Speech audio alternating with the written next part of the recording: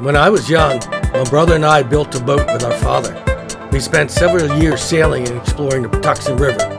And then I met Tony. Peter and I spent many happy times on that boat, and so when we got married, we built a larger boat and ventured out into the Chesapeake Bay and its many rivers. We crewed on larger boats with dreams of sailing the world, but then life took another turn. Today, we look forward to retirement with dreams of leaving it all behind. Come join us on our journey to sail the seas. This is our third episode. It seems like we don't have time to get these out regularly, but we'll do our best. Where we left off the last time, I think, was we were heading up to Sailway Catamarans in Edgewater, Maryland, which, as it turned out, was 40 minutes up the road from us, which we did not know when we decided to choose a Seawind catamaran. So that was kind of a God wink. So we were picking the 1190. We were performance sailors. On our way up to Sailway Catamarans, we were kind of having trepidations, not about the Seawind boat itself. We loved the Seawind. We loved the saloons and the open tri-door system, the cockpit area. I mean, the Seawind is the boat for us. The concern was more about performance. We're not looking at racing the boat, really. We're just looking at cruising. Nice, relaxing, no agenda, not a lot of work, but we want to sail the light winds of the Chesapeake Bay. The 1190 is more of a performance boat, so if you load it down for cruising, we were kind of concerned that we were affecting the performance and defeating the purpose. So we were kind of having trepidations about that. Also around the dagger boards. The dagger boards could be a lot of work. You have 2 dagger boards and 2 pull-up rudders, and we would have to run around lifting up dagger boards and rudders, and that was kind of could be a stressful work, especially on Chesapeake Bay when you're trying to sail through the shallows and all that. Anyway, we got there. They had an 1160, and we got on board. They showed us around it, and there were some things that we kind of noticed right away. What things did you notice? The big thing for me was the open cockpit in the, at the feet area where things could kind of go out of the cockpit when you were sailing. I was concerned about that, especially because we have young grandchildren and we weren't sure if it was, if that would be a problem for them or if other stuff would just fall off into the water when we wouldn't want it to. So I had the same concern. I can see our grandkids sticking their heads through there, looking down and just slipping through and falling in, and I definitely did not want that. Things could be rolling off. Now the seats back there were quite comfortable, and actually what people don't know is those seats, you can sit in those seats and maintain watch. You have beautiful visibility on those seats. That was really nice that they sit up so high. That part was good. And you had the grill, which was in the middle, which is fine. We love grilling. We plan on grilling on the boat more than using the stove, so that was fine. The interior of the 1160 is very similar to the 1190.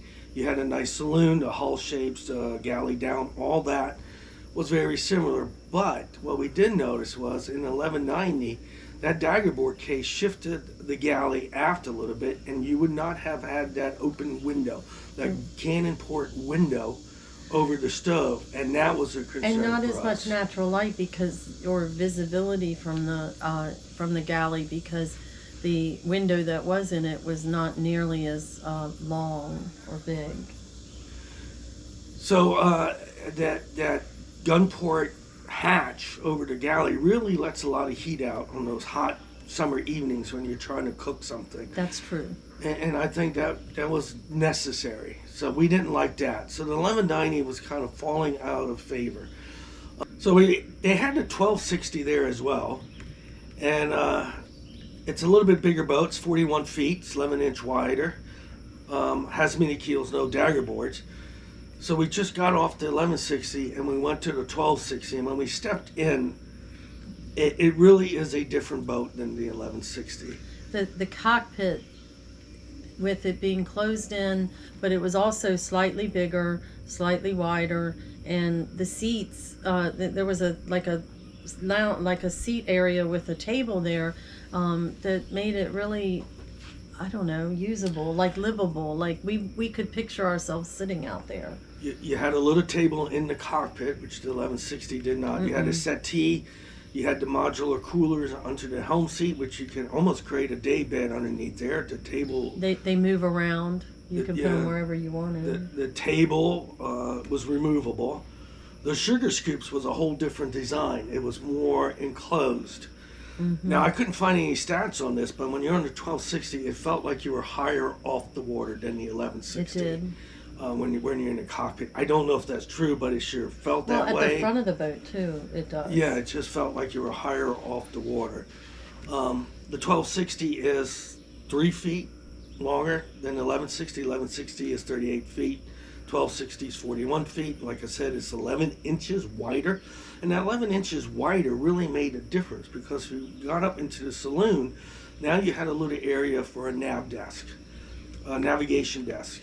It's facing to starboard, but that's okay. At least it's up on saloon where if you were sitting there, you could kind of look around and see what's going on around the boat and around the water and around the cockpit.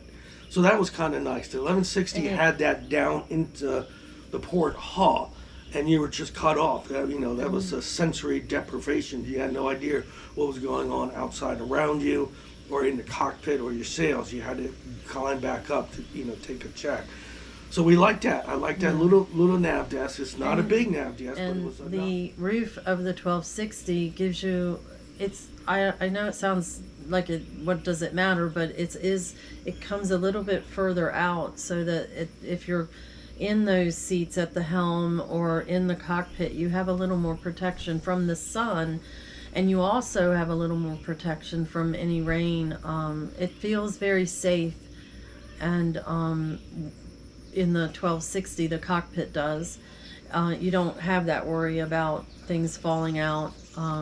It just feels more enclosed, but yet not like enclosed. You don't feel like you're enclosed. You feel protected. You feel protected. If you had heavy yeah. falling seeds in that cockpit, I think you would feel a little bit more protected. But you bring up a good point. The coach roof or the cockpit roof, bimini roof, whatever you want to call it, on the 1260 is about this much wider. It's wider, and they put a glass window up there so you can monitor sails. But that little bit of width makes all the difference in the world. And we will talk about that in a later episode of why that is so critical. Anyway, we took the 1260 out for the demo sail, not the 1160. The only trepidation we had about the 1260 was, I think it was like 2 tons heavier than the 1160. We were kind of worried about the performance. I don't know. But the day was typical Chesapeake Bay conditions. We had zippers of a whopping 5 knots coming from the south on the South River. So it was a good condition to test the sail out. So we went out on the demo sail and we raised or unfurled the screecher. This boat had a screecher. And under screecher alone, we were sailing with a 5 knots of wind. We were ghosting along, which is our favorite sail. Ghosting, very, very tight. Just a slight gurgling of water at 3 knots. And right there, I think we kind of looked at each other and say, wow, if we can move this big boat in 5 knots of wind, this is what we were looking for. So even though the 1190 is considered the performance boat in their fleet, the 1260 performs really nicely and it performs very well. So, or we think so. Well, in the For light our winds, purposes. for our cruising purposes. Yeah. We want to cruise, we don't want to slog, and we don't want to motor, we want to sail. So ghosting along in 5 knots of wind was great. Yeah. And we love the ghosting. It's so peaceful, you have this light gurgling of water, but it's typical Chesapeake Bay. So we kind of knew at that point, okay, the 1260 is definitely the boat for us. So while we were ghosting along, you went up on deck and you fell in love with something else at the 1260. The dolphin seats. It's just so peaceful up there, and you feel safe. It's a nice area, but you're like right there, and you feel the water and the air and the breeze, and it was so peaceful, and it just took me back to. It had been a while since I had been on, out on the water, and it just felt very peaceful and very safe up there because, it just felt nice. I enjoyed it. Going from stern to bow was not a problem. You had no problem going through there. No, it's very easy. The decks are very wide. And there's places you can grab if you need to hold on to something, and it's a very comfortable boat, and one that makes you feel very protected and safe, like Peter had said in the cockpit. But even out on the deck, I think that I felt very comfortable. So. The forward lounge was comfortable. It was a lounge area with some cushions up there that was nice as well. Maybe for guests that get tired of us, they can go up on the forward lounge and enjoy the peace and quiet. Or having a glass of wine on a nice evening, watching the sunset. Or sundown, on a breezy evening, yeah. It's very comfortable, just really nice up there. And the dolphin seats are it's really nice when you're moving along.